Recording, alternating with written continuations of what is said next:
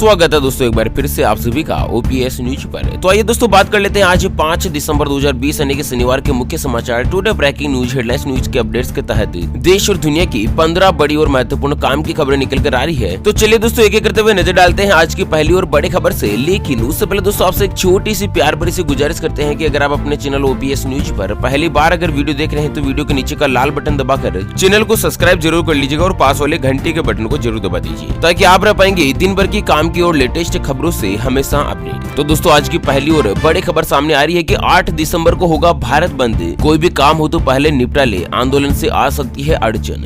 दरअसल सरकार की तरफ से हाल ही में लाए गए कृषि कानून के विरोध में भारतीय किसानों का आंदोलन थमने का नाम नहीं ले रहा है और अब यह और भी ज्यादा तेज होने लगा। और इसी क्रम में किसानों ने अगले 8 दिसंबर को भारत बंद करने का फैसला कर लिया है। ऐसे में दोस्तों अगर आपको इस दिन कोई भी जरूरी काम हो या कहीं पर भी बाहर जाना हो तो बेहतर होगा कि आप या तो इससे पहले निपटा लीजिएगा या आगे बढ़ा दें। वहीं आपको बता दें कि किसान और केंद्र सरकार के बीच कई बार बातचीत हुई लेकिन कोई भी नतीजा नहीं निकल पाया, कोई भी फैसला जो है वो नहीं हो पाया। कुल मिलाकर दोस्तों कृषि कानून का विरोध कर रहे किसान परिवार लगातार विरोध के मद्देनजर जब सरकार से कोई भी बातचीत और वार्ता नहीं हुई ना तो उसके मद्देनजर 8 दिसंबर को पूरा भारत देश बंद करने का फैसला किया है। चलिए अगली खबर में आपको बता दें कि दिल्ली में बचा है सिर्फ 3 से लेकर 4 दिन का स्टॉक, कीमत में आ सकती है अब जोरदार तेजी। दरअसल दिल्ली में सब्जियों सहित कई ऐसी दूसरी जरूरी चीजें जिसका दाम बढ़ने लगे हैं, लेकिन कारोबारी को सबसे ज्यादा डर आलू को लेकर सता रहा है क्योंकि मंडियों में आलू का जो स्टॉक है वो मात्र 3 से 4 दिन का ही बचा है। वहीं आपको बता दें कि 2-4 दिन पहले दिल्ली में जो आलू का भाव था वो लगभग 1200 रुपए प्रति क्विंटल था, जो कि दोस्तों आज 50 किलो आलू का जो बैग है वो 1500 से लेकर 1600 रुपए प्रति जो बैग है यहाँ पर बिक रहा है। और इसी बीच अगली बड़ी खबर की अगर बात करें तो पहली से लेकर 8वीं तक के जो स्कूल है ना वो 31 मार्च तक नहीं खुलेंगे। मध्य प्रदेश बोर्ड की 5वीं से 8वीं की परीक्षा भी नहीं होगी। सीबीएसई परीक्षा का फैसला हो सकता है संभव। जी हाँ दोस्तों यहाँ पर दोस्तों हर किसी के मन में एक ही सवाल उठ रहा है कि आखिर कब खुलेंगे स्कूल और कॉलेज, क्योंकि बच्चे जो है ना वो लगातार घर पे बैठे हुए हैं। और दोस्तों लगातार घर पे बैठे रहने से जो छोटे छोटे बच्चे हैं ना उसके दैनिक रूटीन में भी बहुत ही ज्यादा परिवर्तन आ चुका है। बच्चे जो है वो बहुत ही ज्यादा बदमाशी करने लगे हैं। हर लोगों के मन में एक ही सवाल होता है कि आखिर स्कूल कब खुलेंगे। तो इसी के मद्देनजर आपको बता दें कि मध्य प्रदेश की सरकार ने एक बड़ा फैसला लेते हुए कहा कि पहले से लेकर 8वीं कक्षा तक के जो स्कूल है ना वो 31 मार्च 2020 तक नहीं खुलेंगे। यानी कि इस साल स्कूलें खुलेगी ही नहीं। 1 अप्रैल 2021 से नया शैक्षणिक सत्र ही शुरू होगा, तभी जाकर दोस्तों स्कूलें जो है वो खुल जाएंगी, क्योंकि राज्य सरकार ने पहले 31 दिसंबर तक स्कूल बंद रखने का फैसला कर लिया है। हालांकि सीबीएसई यानी कि जो इंग्लिश मीडियम बोर्ड होता है सीबीएसई बोर्ड, इसका फैसला जो है खुद सीबीएसई बोर्ड ही करेगा। इसका लिए राज्य सरकार ने कोई भी फैसला नहीं किया है। अच्छा वहीं दोस्तों पहले से लेकर 8वीं तक के जो प्रोजेक्ट वर्क है ना उसके आधार पर ही उनको मूल्यांकन दिया जाएगा और कक्षा 10वीं और 12वीं की बोर्ड परीक्षाएं होगी। मतलब उनकी क्लासेज जो बहुत ही जल्द शुरू हो जाएगी और क्लासों में कोविड गाइडलाइंस का पालन किया जाएगा। 9वीं से 11वीं तक के स्टूडेंट को सप्ताह में 1 या 2 दिन स्कूल बुलाया जा सकता है। 10वीं और 12वीं के अंतर्गत परीक्षा होगी ही होगी।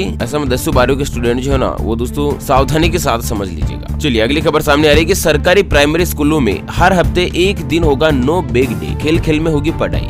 दरअसल यहाँ पर राज्य में सरकारी प्राइमरी स्कूलों में पढ़ाई को रोचक बनाने के लिए सरकार ने एक बड़ा फैसला लिया है। मतलब दोस्तों कि हर हफ्ते में एक दिन नो बैग डे का आयोजन रखा जाएगा और इस दिन कक्षा 1 से लेकर 8वीं तक के विद्यार्थियों को तनाव मुक्त रखने और खेल खेल में रोचक ढंग से पढ़ाई करवाने पर जोर दिया जाएगा। अच्छा इस दिन विद्यार्थी बिना बैग या फिर बिना बस्ता लिए स्कूल जाएंगे और साथ ही खेल खेल में मनोरंजन के माध्यम से सबक सीखेंगे। और नई शिक्षा नीति 2020 के तहत नए बदलाव को लागू करने के लिए इस तरह का कुछ बड़ा फैसला लिया है। और दोस्तों यहाँ पर विद्यार्थियों को रोचक ढंग से पढ़ाई के लिए जरूरी संसाधन जुटाने के भी निर्देश जारी किए। ठीक है दोस्तों अगली बड़ी खबर सामने आ रही है कि पोस्ट ऑफिस में है अगर आपका अकाउंट तो 11 दिसंबर से पहले पूरा कर लीजिएगा ये काम, नहीं तो बंद हो सकता है खाता। जी हाँ दरअसल आपका भी अगर बैंक खाता पोस्ट ऑफिस में है तो आपको बता दें कि इंडिया पोस्ट ने पोस्ट ऑफिस सेविंग स्कीम में न्यूनतम बैलेंस रखने की डेडलाइन जारी कर दी और इसके लिए डिपार्टमेंट ने ट्वीट करके दोस्तों यहाँ पर जो इन्फॉर्मेशन है वो डिक्लेयर कर दी गई है। अब पोस्ट ऑफिस में मिनिमम जो है 500 रुपए का बैलेंस रखना अनिवार्य होगा और 11 दिसंबर तक अकाउंट में कम से कम 500 रुपए जरूर आपके अकाउंट में हो जाने चाहिए, नहीं तो दोस्तों आपको पेनल्टी लगा दी जाएगी और 100 रुपए मेंटेनेंस फीस के तौर पर काट लिए जाएंगे अगर आपका अकाउंट का बैलेंस जो है ना वो मिनिमम मेंटेन नहीं होता है तो। और हाँ जो मिनिमम बैलेंस 500 रुपए होता है ना उसके ऊपर भी आपको ब्याज दिया जाएगा। अगर आप 500 रुपए से कम मिनिमम बैलेंस रखते हैं तो आपको कोई भी ब्याज नहीं मिलेगा और उल्टी आपको पेनल्टी काट ली जाएगी। मतलब दोस्तों जो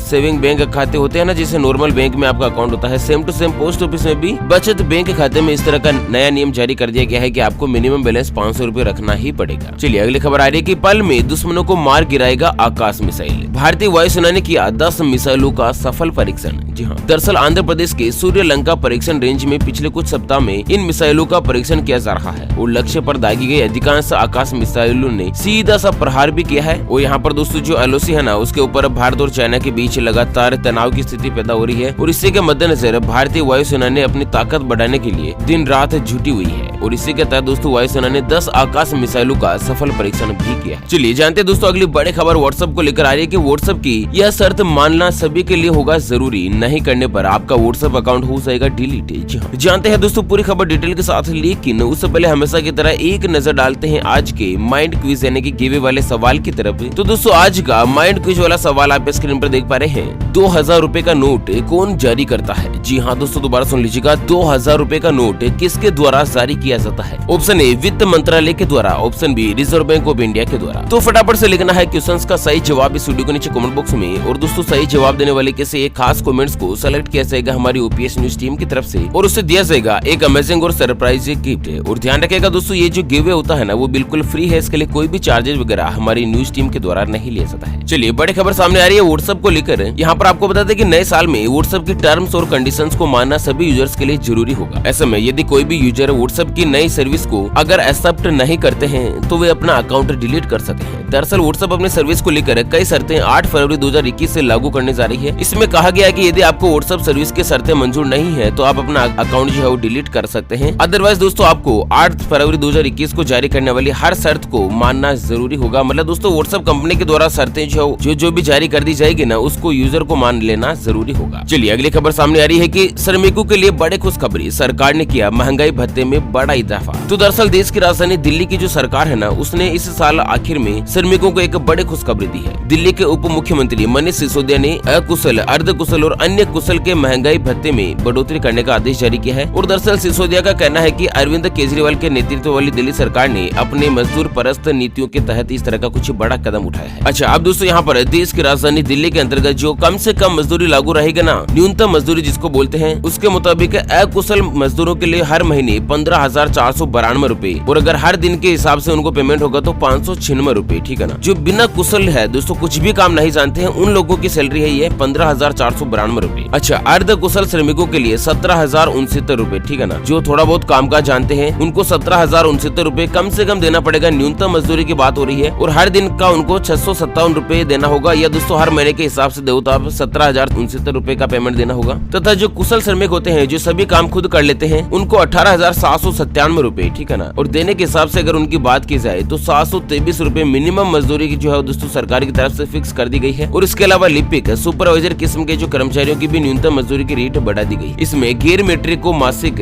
17,069 रूपए जबकि बिना स्नातक को 18,797 रूपए यानी कि डेली के 723 रूपए देना जरूरी होगा। और वहीं जो व्यक्ति स्नातक यानी कि ग्रेजुएट डिग्री धारक होगा और अगर सुपरवाइजर का काम कर रहा है देश की राजधानी दिल्ली की किसी भी कंपनी में तो कम से कम 20,430 रूपए हर महीने के उसको सैलरी देना, पेमेंट देना जरूरी होगा। तो दोस्तों कितनी बड़ी खुशखबरी जारी की है यहाँ पर सरकार की तरफ से न्यूनतम मजदूरी बढ़ाने को लेकर। वैसे दोस्तों आप कहाँ पर कौन सी कंपनी में काम करते हैं, आपकी तनख्वाह क्या है दोस्तों, आप हमें वीडियो के नीचे कमेंट बॉक्स में जरूर बताएगा। अगर आपकी तनख्वाह कम है ना तो दोस्तों किस तरह से आप अपनी तनख्वाह को बढ़ा सकते हैं उसी फैक्ट्री में उसी जगह पर काम करते हुए, उसके बारे में हम आपको पूरी जानकारी जो दोस्तों अगले वीडियो में बताएंगे। चलिए अगली खबर सामने आ रही है कि अपराधी नहीं बच पाएंगे, किसी भी प्रदेश में एक क्लिक पर हो सकेगी देश भर के अपराधियों की पहचान। तो दोस्तों सरकार जो है ना वो देश में अपराधियों की पहचान करके उन तक पकड़ मजबूत बनाने के लिए एक ऑनलाइन पोर्टल मौजूद किया है। अच्छा इस पोर्टल का मुख्य उद्देश्य क्या होगा कि देश में कहीं पर भी अपराध करके दूसरे राज्य में छुपने या बच निकलने वाले अपराधी जो अब नहीं बच पाएंगे। राष्ट्रीय अपराध रिकॉर्ड ब्यूरो ऐसे केंद्रीकृत योजना के ऊपर काम कर रहा है जिसके तहत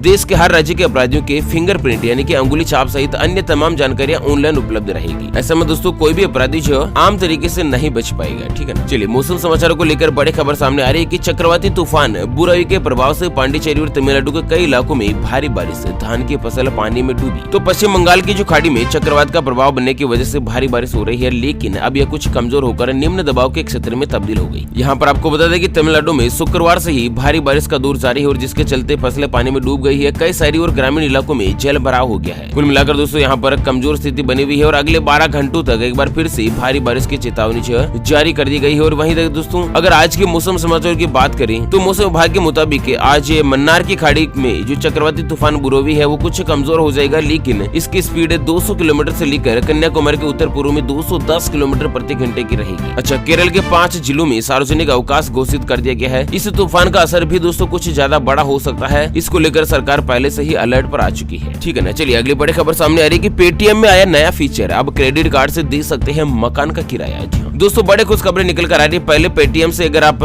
मकान किराए का पेमेंट करते थे तो आपके पास ऑप्शन अवेलेबल नहीं था, लेकिन अगर आप पेटीएम के ग्राहक है और दोस्तों किराए के मकान में रहते हैं ना, तो अब आप मकान किराए का पेमेंट भी पेटीएम से कर सकते हैं। पेटीएम ने एक नया ऑप्शन इस तरह का कुछ जो है यहाँ पर लागू कर दिया। अच्छा, सोने चांदी की अगर भाव की बात करें तो अगले बड़ी खबर में आपको बता दें कि आज सोना जो है ना वो 136 रुपए महंगा होकर 48,813 रुपए प्रति 10 ग्राम पर आ चुका है। और वहीं चांदी 346 रुपए सस्ती हो चुकी है। चांदी के ताजा भाव 63,343 रुपए प्रति किलोग्राम पर है। मतलब सोना महंगा हुआ है, चांदी जो है सस्ती हुई है। चलिए अगली बड़ी खबर सामने आ रही है कि दोस्तों उत्तर प्रदेश में दूर होगा रोजगार का संकट। 5 दिसंबर से योगी सरकार शुरू करेगी मिशन रोजगार। जी हाँ, दरअसल युवाओं को रोजगार से जोड़ने के लिए उत्तर प्रदेश की योगी सरकार जो 5 दिसंबर से ही यानी कि आज से ही उत्तर प्रदेश में मिशन रोजगार कार्यक्रम शुरू करने जा रही है। अच्छा, इस कार्यक्रम का मुख्य लक्ष्य क्या है कि अभियान के तहत सरकार ने 50 लाख युवाओं को रोजगार देने का लक्ष्य रखा है। और रोजगार के लिए प्रदेश के इतिहास का ये एक ऐसा इकलौता और सबसे बड़ा अभियान है जो कि दोस्तों एक साथ 50 लाख लोगों को रोजगार उपलब्ध करवाएगा। दोस्तों अगर आप भी बेरोजगार और उत्तर प्रदेश के इस मिशन रोजगार कार्यक्रम में शामिल होना चाहते हैं तो आप हो सकते हैं। दोस्तों बड़े खुशी की बात है। और फिलहाल इसी के साथ इस वीडियो को यहीं पर देते हैं विराम। बहुत जल्द दोबारा से करेंगे मुलाकात एक और नई और ताजा तरीन हेडलाइंस के साथ। तब तक के लिए बने रहेगा आपके अपने चैनल OPS न्यूज पर। Thank you, take care, good bye, जय हिंद, जय भारत।